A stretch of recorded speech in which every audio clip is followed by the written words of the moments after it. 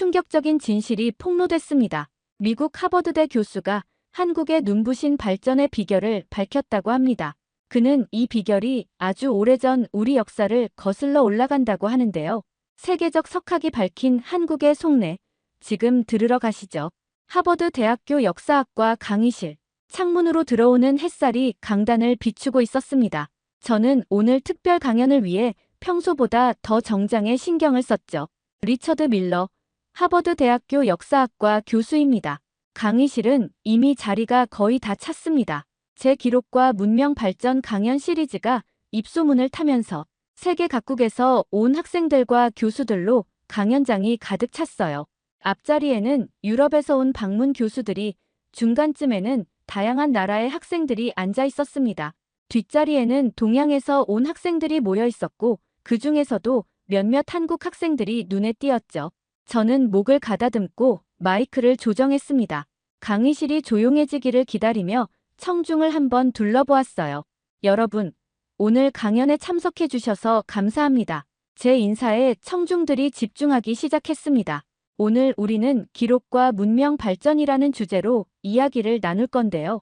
본격적인 강연에 앞서 여러분들에게 한 가지 질문을 던지고 싶습니다. 강의실 분위기가 한층 집중되는 걸 느꼈어요. 저는 청중들의 눈을 마주치며 질문을 던졌습니다. 역사적으로 가장 철저하게 기록을 남긴 나라는 어디일까요? 강의실 여기저기서 손이 올라왔습니다.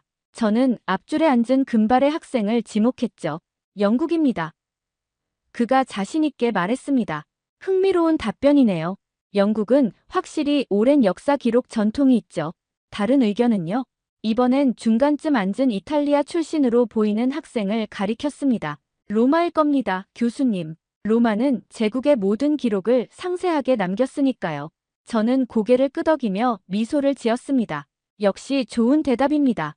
또 다른 의견은요? 중국에서 온 것 같은 동양 학생이 손을 들었어요. 중국이라고 생각합니다. 3000년이 넘는 기록이 있으니까요. 네, 중국도 훌륭한 후보죠.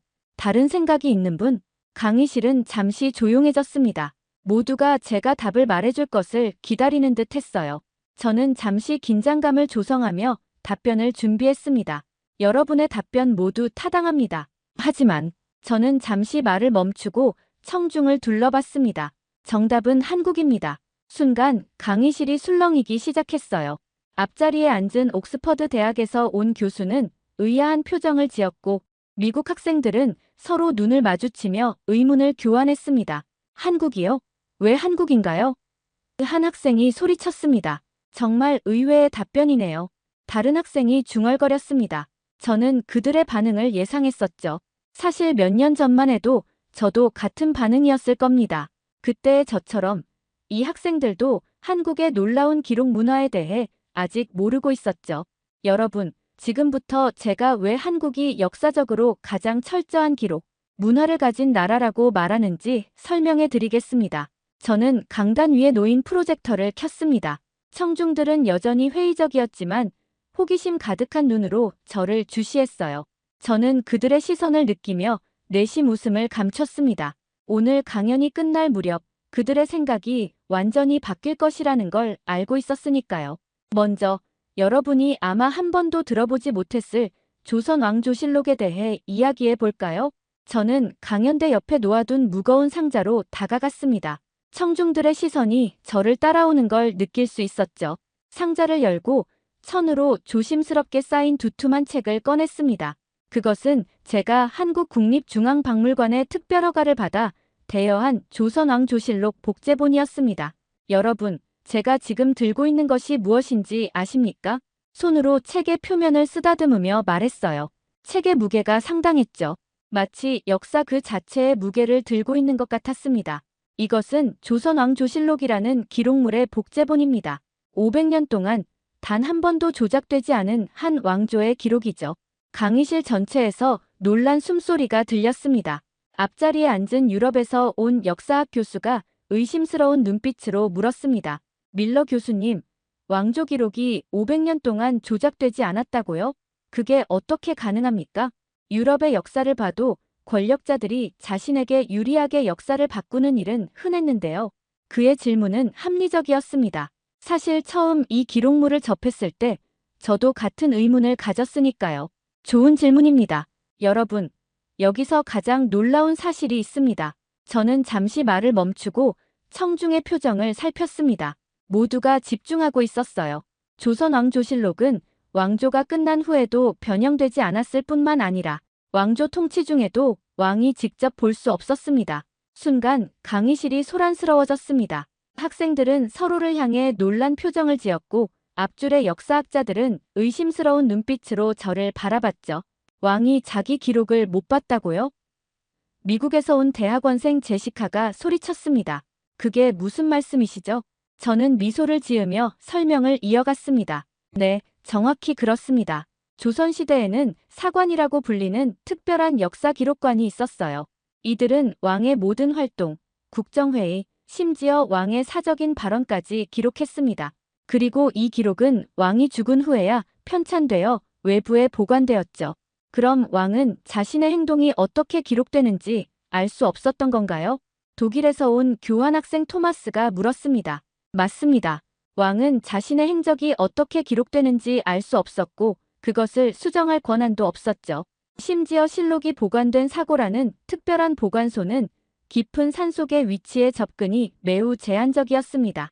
저는 프로젝터를 켜고 조선시대 사고의 위치와 구조를 보여주는 사진을 띄웠습니다. 청중들이 이미지를 보며 다시 한번 놀라는 모습이 역력했죠. 이런 시스템은 당시 세계 어느 나라에서도 찾아볼 수 없는 독특한 것이었습니다. 유럽의 왕들은 자신의 역사를 마음대로 수정할 수 있었고 중국의 황제들도 역사가들에게 자신을 찬양하도록 명령할 수 있었죠. 하지만 조선의 왕은 그렇게 할 수 없었습니다. 영국에서 온 역사학 교수가 손을 들었습니다. 그렇다면 왕은 왜 그런 시스템을 용납했을까요? 자신의 행동이 후세에 어떻게 평가될지 모르는 상황에서 통치한다는 건 상당한 부담이었을 텐데요. 저는 고개를 끄덕였습니다. 정말 핵심을 찌르는 질문이었어요. 바로 그 점이 한국의 역사 기록 문화의 특별함을 보여주는 부분입니다. 조선의 왕들은 유교 이념에 따라 현명한 통치를 해야 한다는 압박을 받았습니다. 자신의 행동이 공정하게 기록된다는 사실을 알았기에 왕들은 스스로를 더 엄격하게 규율했죠. 또한 이런 시스템은 역사에 좋은 평가를 받고 싶은 왕의 심리와도 맞닿아 있었습니다. 강의실이 다시 조용해졌습니다. 학생들은 필기를 하거나 생각에 잠겨 있었죠. 뒷줄에 앉아있던 한국 학생들의 얼굴에는 자부심이 가득했습니다. 아마도 자국의 역사가 이렇게 하버드 강의실에서 높이 평가받는 것에 감동했을 거예요. 저는 책장을 넘기며 계속했습니다. 이 실록은 472년 동안의 조선 왕조 역사를 담고 있습니다. 약 2,000권, 5천만 자에 달하는 방대한 분량이죠. 이는 세계사에서 단일 왕조의 가장 완벽한 기록으로 인정받아 유네스코 세계기록유산으로 등재되었습니다. 한 학생이 손을 들었습니다. 교수님, 그렇다면 사관들은 어떤 사람들이었나요? 왕의 명령을 거부할 수 있을 만큼 권한이 강했던 건가요? 저는 미소를 지었습니다. 다음 이야기로 넘어갈 완벽한 질문이었으니까요. 훌륭한 질문입니다. 사관들은 엄격한 시험을 통과한 최고의 학자들이었습니다. 그들이 어떻게 왕의 권위 앞에서도 기록을 멈추지 않았는지 그 놀라운 이야기를 들려드릴까요? 저는 프로젝터 이미지를 바꾸었습니다. 이번에는 전통 의상을 입은 조선시대 사관의 모습이 화면에 나타났죠. 그 옆에는 조선 국왕의 초상화도 함께 보였습니다. 여러분, 지금부터 제가 들려드릴 이야기는 제가 한국을 연구하면서 가장 놀랐던 순간 중 하나입니다. 청중들의 호기심 어린 눈빛이 저를 향했습니다. 저는 목소리를 조금 낮추며 말했습니다. 18세기 조선의 영조라는 왕이 있었습니다. 그는 왕위에 오른 지 50년이 넘은 노련한 국왕이었죠. 저는 영조의 초상화를 가리켰습니다. 위험 있는 모습의 노년 국왕이었어요. 어느 날 영조는 신하들과 정치 회의를 하던 중 갑자기 화를 냈습니다. 그리고 옆에서 모든 상황을 기록하고 있던 사관들을 향해 소리쳤죠. 저는 잠시 숨을 들이마시고 마치 그 장면을 직접 목격한 것처럼 생생하게 묘사했습니다. 이 자리에서는 기록하지 말라. 저의 갑작스러운 목소리 톤 변화에 몇몇 학생들이 놀라 몸을 움찔했습니다. 강의실 전체가 긴장감으로 가득 찼죠. 자, 여러분.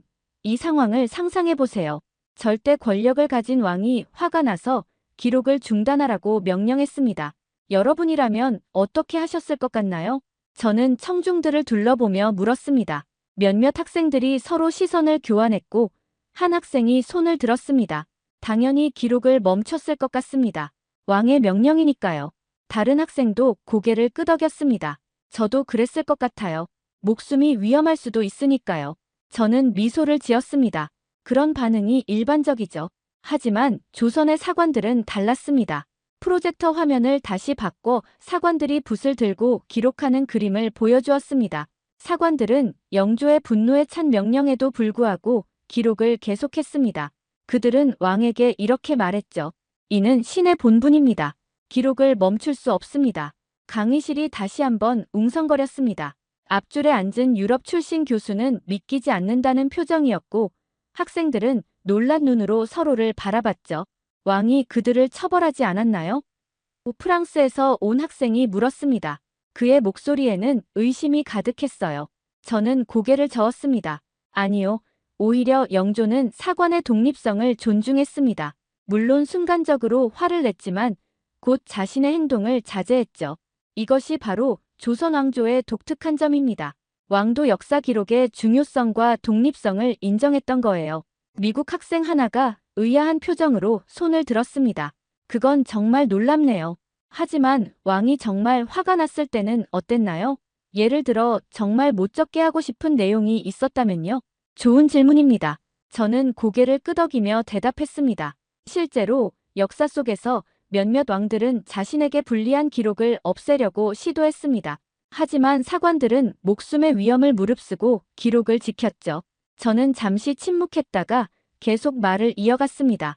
예를 들어 연산군이라는 폭군이 있었습니다.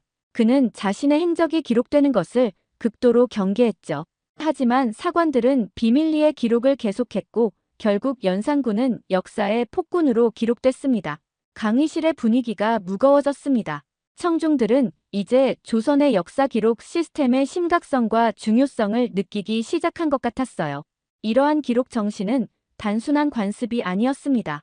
그것은 국가 운영의 핵심 원칙이었죠. 왕은 자신의 행동이 엄격하게 평가받을 것을 알았기에 더욱 신중하게 통치했습니다. 사관들은 자신들의 직무가 후대의 평가를 위한 것임을 명확히 인식했고요. 저는 다시 조선왕조실록 복제본을 들어보였습니다. 이 기록들은 단순한 역사책이 아닙니다. 이는 권력의 견제와 균형, 그리고 지식인의 책임감을 보여주는 살아있는 증거죠.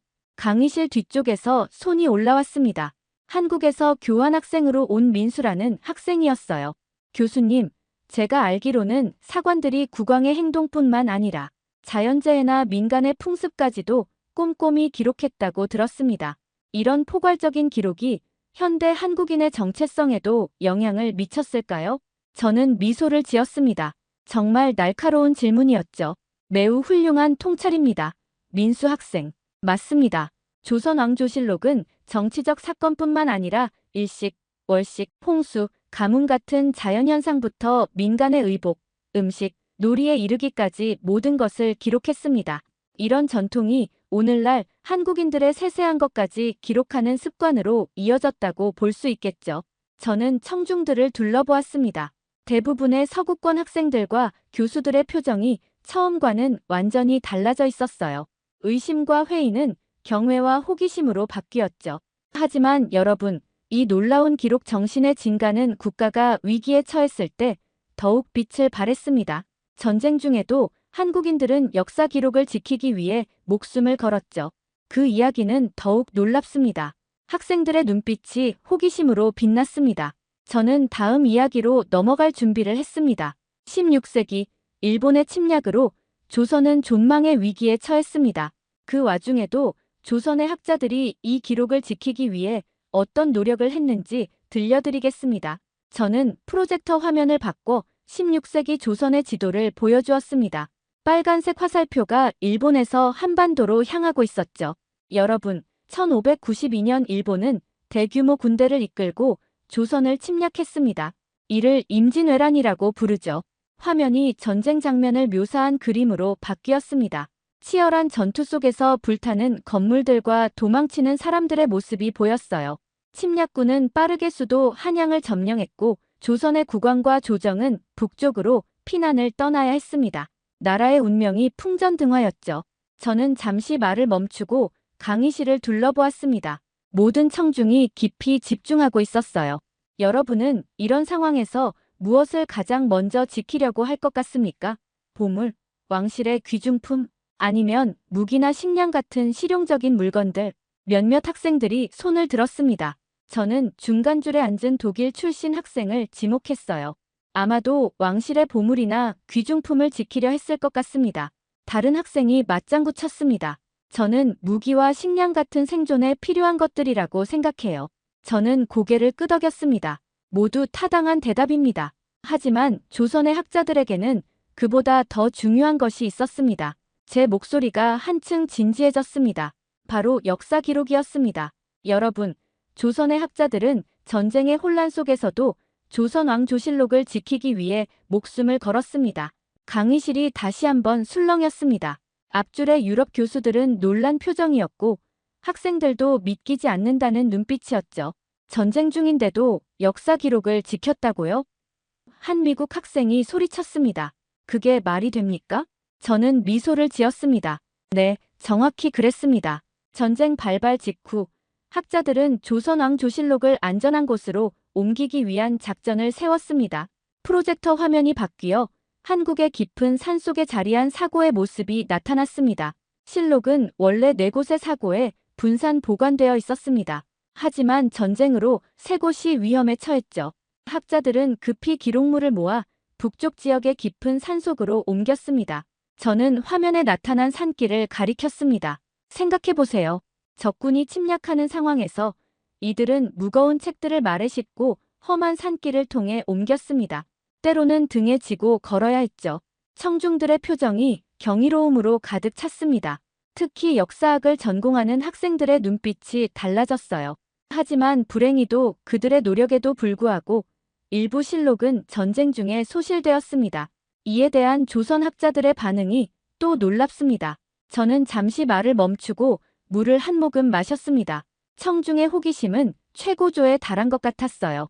전쟁이 끝난 후 조선의 학자들은 소실된 실록을 재구성하기 위한 대대적인 프로젝트를 시작했습니다. 그들은 개인 일기, 각종 공문서, 그리고 살아남은 증인들의 증언을 모아 잃어버린 역사를 복원했죠. 저는 실록 복원 과정을 보여주는 이미지로 화면을 전환했습니다. 이들은 밤낮 없이 작업했습니다. 단 한 줄의 기록도 놓치지 않기 위해 끝없는 노력을 기울였죠. 그리고 마침내 그들은 소실된 실록의 대부분을 복원해냈습니다. 강의실은 완전히 조용해졌습니다. 모두가 제 이야기에 깊이 빠져든 것 같았어요. 여러분, 이것이 바로 제가 말하는 한국인의 역사적 근성입니다. 국가의 존립이 위태로운 상황에서도 그들은 역사 기록의 중요성을 잊지 않았습니다. 이는 단순한 문화적 특성이 아닌 민족의 정체성과 직결된 가치관이었죠.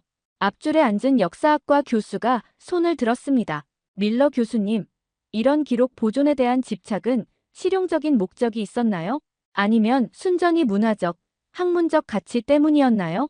저는 고개를 끄덕였습니다. 훌륭한 질문입니다. 조선의 학자들에게 역사 기록은 단순한 과거의 보존이 아니었습니다. 그것은 미래를 위한 교훈이자 국가 정체성의 핵심이었죠. 그들은 역사를 통해 올바른 통치의 원칙을 배우고 과거의 실수를 반복하지 않기 위해 기록을 남겼습니다. 저는 화면을 현대 한국의 모습으로 바꾸었습니다. 서울의 번화가와 첨단 기술을 보여주는 이미지였죠. 그리고 이 기록 정신은 오늘날까지 이어져 한국이 빠른 시간 내에 전쟁의 폐허에서 세계적인 경제, 강국으로 성장하는 원동력이 되었다고 생각합니다. 중간 자리에 앉은 한 미국 학생이 물었습니다. 그렇다면 이런 역사적 기록 정신이 현대 한국인들의 일상에도 영향을 미치나요? 저는 빙그레 웃었습니다. 매우 통찰력 있는 질문입니다. 네, 저는 그렇다고 생각합니다. 예를 들어 한국의 교육열은 세계적으로 유명하죠. 이는 조선시대부터 이어진 학문에 대한 존중과 기록 정신의 연장선상에 있다고 볼 수 있습니다. 강의실 뒤쪽에서 또 다른 손이 올라왔습니다. 이번에는 유럽에서 온 교환학생이었어요. 교수님, 전 세계적으로 한국 학생들이 공부를 많이 한다는 이야기는 들었습니다. 그런데 그것이 정말 수백 년 전의 역사 기록 전통과 연관이 있다고 보시는 건가요? 좋은 질문입니다. 저는 고개를 끄덕이며 대답했습니다. 문화적 특성은 하루아침에 형성되지 않습니다. 수백 년에 걸친 가치관과 습관이 오늘날까지 이어져 내려온 거죠. 조선시대의 학자들이 기록의 중요성을 강조했듯이 오늘날 한국 사회는 학습과 지식 축적을 중시합니다. 저는 프로젝터를 통해 OECD 국가들의 학습 시간 통계를 보여주었습니다. 한국이 상위권에 랭크되어 있었죠. 여러분, 오늘날 한국 학생들의 학습 시간은 OECD 국가 중 최고 수준입니다. 이는 단순한 우연이 아니라 수백 년간 이어져 온 문화적 가치관의 결과라고 생각합니다. 강의실 앞쪽에서 한 학생이 손을 들었습니다. 그래서 한국 학생들이 그렇게 필기를 많이 하나요? 저는 한국 친구들이 항상 노트에 모든 것을 적는 걸 보고 놀랐거든요. 저는 미소를 지었습니다. 이 질문은 제가 기다리고 있던 것이었죠. 아주 좋은 관찰입니다. 여러분, 제가 한 가지 질문을 더 드려도 될까요? 이 강연장에서 가장 많은 필기를 한 학생들이 누구일까요? 제 질문에 청중들은 자연스럽게 고개를 돌려 강의실을 둘러보기 시작했습니다. 저도 학생들의 시선을 따라 강의실 전체를 살펴보았어요. 특히 뒷자리에 앉아 있는 한국 학생들의 책상에 시선이 머물렀죠. 보이시나요? 제가 물었습니다. 저 뒤쪽을 보세요. 모든 시선이 강의실 뒤편으로 향했습니다. 한국에서 온 교환학생들의 노트가 다른 학생들과는 확연히 달랐어요. 빼곡하게 적힌 필기, 색깔 펜으로 구분된 중요 포인트, 심지어 제가 언급한 참고 자료까지 꼼꼼하게 기록되어 있었죠. 놀랍지 않나요? 이것이 바로 제가 말씀드리는 연결고리입니다. 조선시대 사관들이 모든 대화와 사건을 세세하게 기록했던 것처럼 오늘날 한국 학생들도 강의 내용을 철저히 기록하는 습관이 있습니다. 강의실에 잠시 정적이 흘렀습니다. 학생들은 서로를 바라보며 놀란 표정을 지었어요. 특히 서구권 학생들은 한국 학생들의 노트를 보며 감탄하는 눈치였죠. 교수님, 그렇다면 한국의 교육 시스템은 이런 기록 문화와 어떻게 연결되어 있나요? 앞줄에 앉은 영국 출신 교수가 물었습니다. 저는 고개를 끄덕이며 프로젝터 화면을 바꾸었습니다. 이번에는 조선시대 성균관이라는 최고 교육기관의 이미지가 나타났어요. 조선시대부터 학문은 국가적으로 최고의 가치를 인정받았습니다. 성균관이라는 국립교육기관을 중심으로 전국의 향교와 서원이라는 지방교육기관이 설립되었죠. 과거 시험을 통해 관리를 선발했고 학문적 성취가 사회적 지위와 직접 연결되었습니다. 화면이 다시 바뀌어 현대 한국의 학교와 학원가 모습이 나타났습니다. 이런 전통은 오늘날까지 이어져 한국 사회에서는 교육이 가장 중요한 가치 중 하나로 여겨집니다. 학부모들은 자녀 교육에 아낌없이 투자하고 학생들은 밤늦게까지 공부하죠. 저는 OECD 교육 통계 자료를 화면에 띄웠습니다. 오늘날 한국 학생들의 학습 시간은 OECD 국가 중 최고 수준입니다. 수학과 과학 성취도도 세계 최상위권이죠. 하지만 단순히 공부 시간이 길다는 것보다 더 중요한 것은 그들의 학습 방식입니다. 저는 한국 학생의 노트 사진을 보여주었습니다. 한국 학생들은 단순히 듣는 것에 그치지 않고 들은 내용을 철저히 기록하고 정리합니다. 이는 조선의 사관들이 모든 일을 꼼꼼히 기록했던 전통과 맞닿아 있죠. 한 미국 학생이 손을 들었습니다. 교수님, 그런데 요즘은 디지털 시대잖아요. 한국 학생들도 컴퓨터나 태블릿으로 필기하지 않나요? 저는 웃으며 대답했습니다. 물론 디지털 기기를 활용하는 학생들도 많습니다. 하지만 흥미롭게도 많은 한국 학생들이 여전히 손으로 직접 필기하는 것을 선호해요. 손으로 쓰는 행위 자체가 기억력을 향상시키고 지식을 더 깊이 이해하는 데 도움이 된다고 믿기 때문이죠. 강의실 뒤쪽에서 한국 학생 한 명이 손을 들었습니다. 교수님, 저는 서울대학교에서 온 박지민입니다. 사실 우리 한국 학생들은 필기를 많이 하는 것이 당연하다고 생각했어요. 그것이 특별한 문화적 전통에서 비롯되었다는 사실은 저도 오늘 처음 알게 되었습니다. 저는 미소를 지었습니다. 지민 학생, 좋은 말씀 감사합니다. 사실 문화적 특성은 너무 자연스러워서 그 안에 사는 사람들은 오히려 잘 인식하지 못하는 경우가 많아요.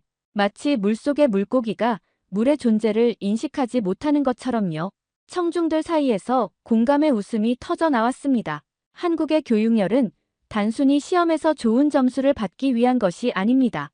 그 근본에는 지식과 기록의 가치를 소중히 여기는 오랜 전통이 있어요. 조선시대에는 유교적 가치관에 따라 학문을 통한 자기 개발과 사회 공헌을 중시했습니다. 제 말에 앞줄의 역사학 교수가 고개를 끄덕였습니다. 그렇군요. 서양의 역사에서도 기록의 중요성은 강조되었지만 그것이 한 사회의 핵심 가치로 이렇게 깊이 자리 잡은 경우는 드물었던 것 같습니다. 저는 고개를 끄덕였습니다. 맞습니다. 서양에서도 수도원을 중심으로 기록 문화가 발달했지만 그것이 사회 전체에 퍼져 국가 운영의 원칙으로 자리 잡은 경우는 드물었죠. 한국의 경우 기록 문화가 국가 정체성의 핵심 요소가 되었다는 점이 특별합니다. 저는 잠시 멈추고 강의실을 둘러보았습니다. 모든 학생들이 집중하고 있었고 특히 서구권 학생들의 눈빛이 처음과는 완전히 달라져 있었어요. 호기심과 존경심이 가득한 눈빛이었죠. 여러분, 한국의 교육열과 기록 정신은 단순한 습관이 아닙니다. 그것은 국가의 존립과 발전을 위한 전략적 선택이었죠. 임진왜란 이후 조선은 국력이 크게 약화되었지만 학문과 기록을 통해 문화적 정체성을 지켜냈습니다. 그리고 20세기 한국 전쟁 이후에도 교육을 통해 빠르게 국가를 재건했죠. 저는 화면을 현대 한국의 성공적인 모습을 보여주는 이미지로 바꾸었습니다. 역사적으로 볼 때 한국은 외부의 침략과 식민, 지배를 겪으면서도 자신들의 정체성을 지킬 수 있었던 몇 안 되는 나라입니다. 그 비결 중 하나가 바로 이 철저한 기록 정신과 그로부터 파생된 교육열이라고 생각합니다. 강의실 앞쪽에서 다시 한 학생이 손을 들었습니다. 교수님, 그렇다면 이런 한국의 교육 방식이 실제로 효과적이라고 보시나요? 서구에서는 창의성과 자유로운 사고를 더 중시하는 경향이 있는데요. 저는 고개를 끄덕였습니다. 이는 많은 서구인들이 갖는 일반적인 의문이었죠. 매우 좋은 질문입니다. 사실 모든 교육 방식에는 장단점이 있습니다. 한국의 교육 시스템은 때로 지나친 경쟁과 암기 위주라는 비판을 받기도 하죠. 하지만 기본 지식의 철저한 습득과 체계적인 기록 습관은 분명히 강점입니다. 저는 잠시 생각에 잠겼다가 말을 이어갔습니다. 흥미로운 점은 최근 한국 사회도 이런 자기 성찰을 통해 교육 시스템을 개혁하려는 노력을 기울이고 있다는 거예요. 전통적인 기록 정신의 장점은 유지하면서 창의성과 자율성을 강화하는 방향으로 변화하고 있죠. 저는 다시 한번 강의실을 둘러보며 질문했습니다. 자, 이제 여러분들은 한국 학생들의 필기 습관이 단순한 공부 방법이 아니라 수백 년간 이어져 온 문화적 전통임을 이해하셨을 겁니다. 그렇다면 이 강연장에서 그런 전통이 어떻게 실천되고 있는지 직접 확인해 볼까요? 저는 청중을 향해 다시 한번 질문했습니다. 여러분, 이 강연장에서 가장 많은 필기를 한 학생들이 누구일까요? 이미 대답을 알고 있는 학생들도 있었지만 대부분은 궁금한 표정으로 서로를 바라보았습니다. 저는 천천히 강의실 뒤쪽을 가리켰어요. 자, 모두 뒤를 돌아보세요. 전체 강의실의 시선이 일제히 뒤쪽으로 향했습니다. 그곳에는 한국에서 온 교환 학생들이 앉아 있었죠. 그들 앞에 놓인 노트는 다른 학생들의 것과는 확연히 달랐습니다. 보이시나요? 제가 말했습니다. 한국 학생들의 노트를 한번 보세요. 서구권 학생들의 노트가 대체로 몇 줄의 간략한 메모나 빈 페이지인 반면 한국 학생들의 노트는 색깔 펜으로 구분된 빼곡한 필기로 가득 차 있었습니다. 강의 내용의 핵심이 체계적으로 정리되어 있었고 심지어 제가 언급한 학자들의 이름과 중요 날짜까지 정확하게 기록되어 있었죠. 강의실이 순간 소란스러워졌습니다. 미국과 유럽에서 온 학생들은 놀란 표정으로 한국 학생들의 노트를 가리키며 작게 이야기를 나누었어요. 와, 정말 대단해. 어떻게 그렇게 빨리 모든 내용을 적을 수 있지? 내 노트랑 완전히 다르네. 제가 다시 목소리를 높였습니다. 보시다시피 한국 학생들의 노트는 마치 작은 조선 왕조실록과도 같습니다. 모든 중요한 내용이 빠짐없이 기록되어 있죠. 이 말에 청중들 사이에서 작은 웃음이 터져 나왔습니다. 한국 학생들도 쑥스러운 듯 미소를 지었어요. 하지만 단순히 많이 적는다고 해서 좋은 것은 아닙니다. 제가 계속 말했습니다. 중요한 것은 기록의 질과 체계입니다. 한국 학생들의 노트를 자세히 보면 단순한 받아쓰기가 아니라 내용을 구조화하고 중요 포인트를 강조하는 체계적인 방식으로 정리되어 있다는 것을 알 수 있습니다. 저는 강단에서 내려와 뒷줄로 걸어갔습니다. 한 한국 학생의 허락을 받고 그의 노트를 들어보였어요. 여기 보세요. 박준서 학생의 노트입니다. 제 강의 내용이 주제별로 정리되어 있고 중요한 용어와 개념은 다른 색으로 표시되어 있습니다. 심지어 옆에 자신의 생각과 질문까지 적어 놓았죠. 준서는 약간 쑥스러운 듯 했지만 동시에 자부심도 느끼는 표정이었습니다. 저는 그의 노트를 돌려주고 다시 강단으로 돌아왔어요. 이것이 단순한 습관이라고 생각하시나요? 아닙니다. 이는 수백 년 동안 한국 사회에 깊이 뿌리내린 기록 문화의 현대적 표현입니다. 프랑스에서 온 마리 학생이 손을 들었습니다.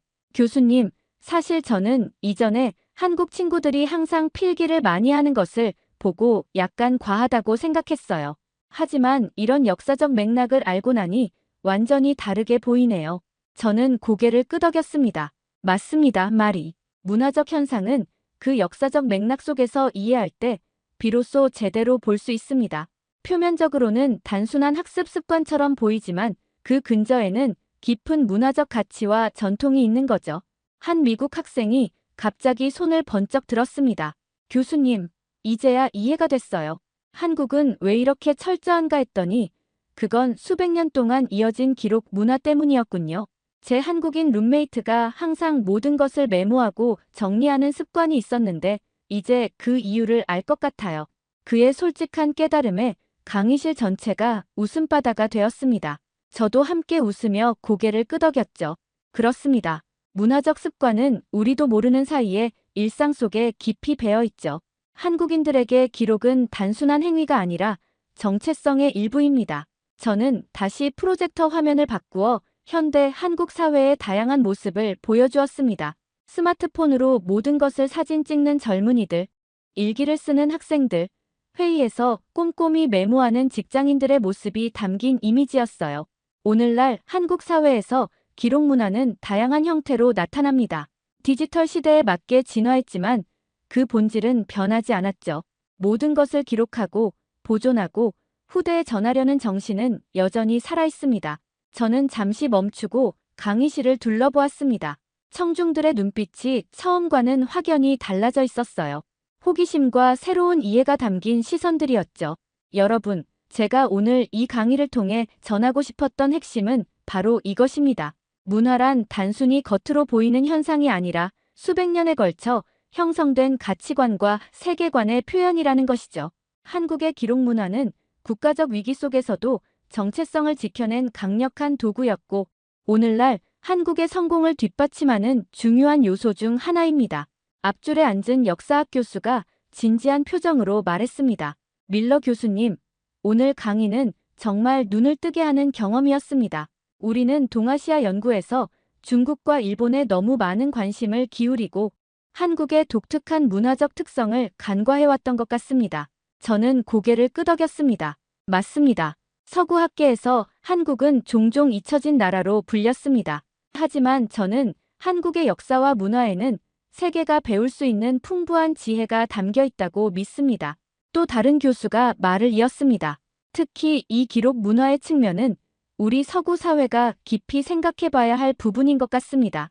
권력자의 행동을 견제하고 역사적 진실을 보존하기 위한 이런 제도적 장치는 오늘날에도 여전히 중요한 가치니까요. 저는 미소를 지으며 동의했습니다.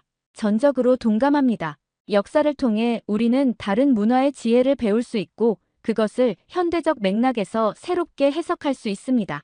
강의가 끝나갈 무렵 청중들의 표정은 처음과는 완전히 달라져 있었습니다.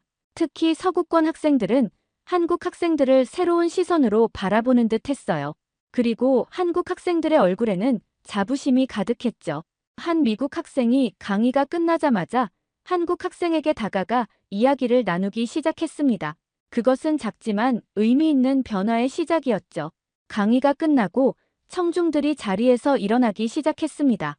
보통은 강의가 끝나면 학생들이 빠르게 강의실을 빠져나가곤 하지만 이번에는 달랐어요. 많은 학생들이 자리에 남아 서로 대화를 나누거나 한국 학생들에게 다가가는 모습이 보였습니다. 저는 강단 위에서 자료를 정리하며 이 광경을 지켜보았습니다. 마치 작은 혁명이 일어난 것 같았어요. 불과 2시간 전만 해도 이 강의실에서 한국 학생들은 그저 조용히 뒷자리에 앉아 있는 아시아 출신 교환 학생들에 불과했습니다. 하지만 지금 그들은 관심의 중심에 서 있었죠. 한 미국 학생이 한국 학생 민호에게 다가가 그의 노트를 보여달라고 요청하는 모습이 눈에 띄었습니다. 이렇게 정리하는 방법을 좀 알려줄 수 있을까? 그가 물었습니다. 난 항상 강의 내용을 잘 정리하는데 어려움을 겪거든. 민호는 미소를 지으며 기꺼이 자신의 노트 정리법을 설명해주기 시작했습니다. 그들의 대화가 차츰 깊어지는 것을 보며 저는 속으로 미소를 지었어요. 또 다른 쪽에서는 영국 출신 대학원생 2명이 한국 학생 지영과 함께 조선왕조실록에 대해 더 깊은 대화를 나누고 있었습니다. 지영은 실록 복원 과정에 대해 알고 있는 추가 정보를 그들과 공유하고 있었죠. 실록이 임진왜란 때 소실된 후 학자들은 개인 일기와 기록을 모아 복원 작업을 했다고 들었어요. 정말 놀라운 헌신이었죠. 지영이 설명했습니다. 영국 학생들은 깊이 감명받은 표정이었습니다. 그중 한 명이 말했습니다. 영국도 오랜 역사 기록 전통이 있지만 이런 식으로 국가적 위기 속에서도 기록을 지킨 사례는 드문 것 같아. 정말 인상적이야. 저는 자료를 가방에 넣으며 이런 대화들을 듣고 있었습니다. 그때 강의실 앞쪽에서 유럽에서 온 역사학 교수 2명이 제게 다가왔어요. 리처드, 오늘 강의는 정말 눈을 뜨게 하는 경험이었네. 프랑스 소르본 대학에서 온 장 뒤부아 교수가 말했습니다. 솔직히 말하자면 나는 한국 역사에 대해 거의 무지했어. 중국과 일본만 주로 연구했거든. 저는 미소를 지으며 고개를 끄덕였습니다. 많은 서구 학자들이 그래요, 장. 저도 마찬가지였습니다. 한국 연구를 시작하기 전까지는 그 풍부한 역사와 독특한 문화적 특성을 간과했죠. 옆에 있던 독일 베를린 대학의 안나 슈미트 교수가 말을 이었습니다. 우리는 한국에서 배워야 할 것이 많군요. 특히 이 기록 문화는 현대 사회에도 중요한 시사점을 제공해요. 지금처럼 가짜 뉴스와 정보 왜곡이 문제가 되는 시대에 역사적 진실을 보존하려는 이런 제도적 노력은 큰 의미가 있습니다. 저는 고개를 끄덕이며 응답했습니다. 정확히 그렇습니다, 안나. 조선의 사관들은 왕의 압력에도 불구하고 진실을 기록하려 했어요. 오늘날 우리에게도 필요한 정신이죠. 안나는 잠시 생각에 잠기더니 결심한 듯 말했습니다. 저는 다음 학기에 동아시아 역사 강의에서 한국 부분을 대폭 늘릴 생각입니다. 특히 이 조선왕조실록에 대해 더 깊이 다루고 싶어요. 장도 동의했습니다. 나도 마찬가지야. 사실 소르본에서는 한국 학과가 너무 작아서 많은 학생들이 한국 역사를 접할 기회가 적었어. 이제는 그걸 바꿀 때가 됐군. 이런 변화의 조짐이 강의실 곳곳에서 느껴졌습니다. 한국 학생들은 더 이상 조용한 방관자가 아니라 자국의 역사와 문화를 설명하는 대사 역할을 하고 있었어요. 서구권 학생들은 호기심 어린 질문을 던지며 새로운 관점에서 한국을 바라보기 시작했죠. 특히 인상적이었던 것은 한 미국 학생의 고백이었습니다.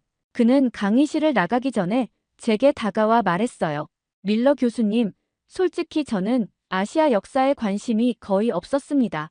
중국과 일본은 그나마 영화나 대중문화를 통해 알고 있었지만 한국은 그저 스마트폰과 케이팝의 나라로만 생각했어요. 오늘 강의를 듣고 제 무지를 깨달았습니다. 한국의 역사와 문화에 대해 더 배우고 싶어요. 저는 그의 솔직함에 감사를 표했습니다. 그게 바로 역사 공부의 아름다움입니다. 우리의 시야를 넓히고 다른 문화에 대한 깊은 이해와 존중을 가능하게 하죠. 강의실이 거의 비워질 무렵 한국 학생 몇 명이 제게 다가왔습니다. 그들의 얼굴에는 감사와 자부심이 섞인 표정이 역력했어요. 교수님, 오늘 강의 정말 감사합니다.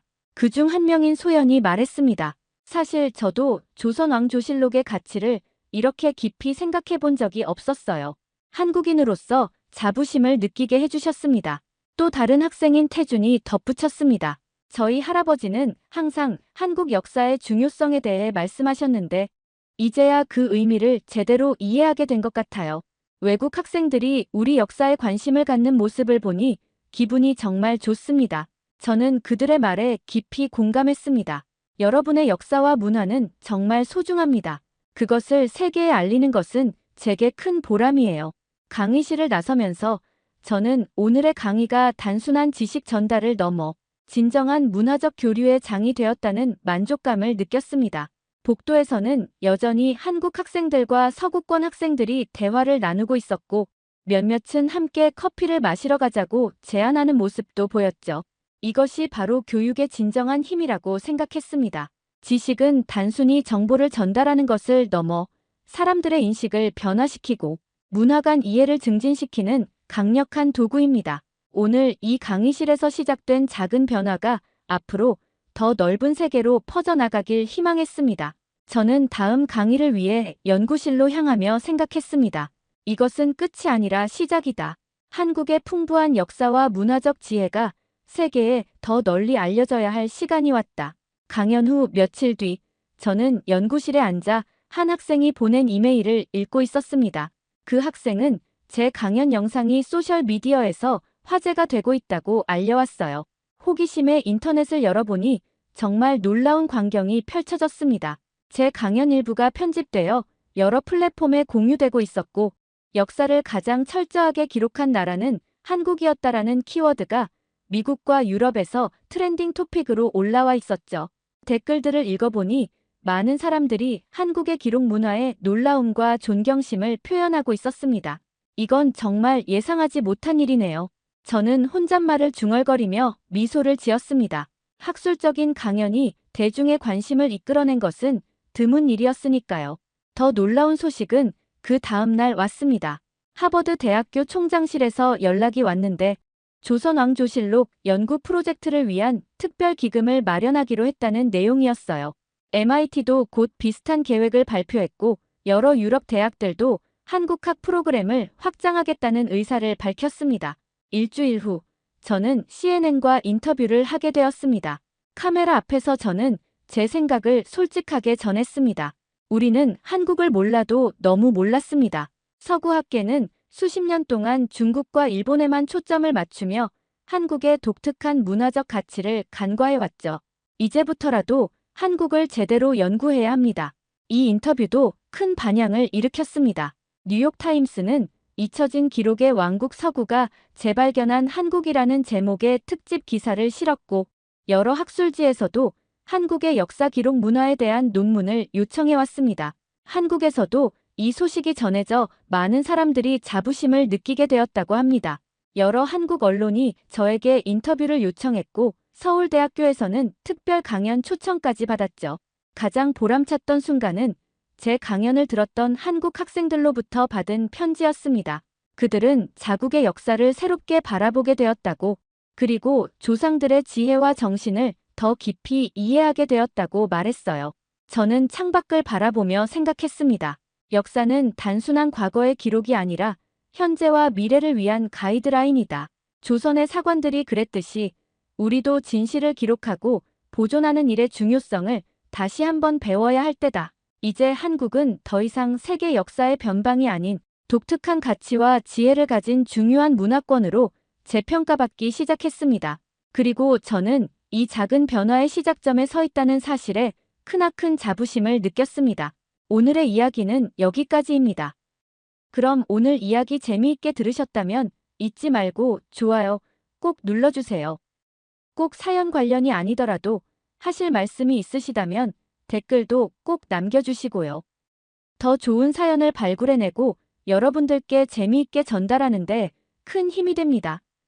흥미진진히 소개해드리는 다음 이야기가 듣고 싶으시다면 구독과 알림 설정하시면 빠르게 소식 들으실 수 있습니다. 그럼 저는 다시 흥미진진한 사연을 들고 찾아뵐게요. 또 만나요.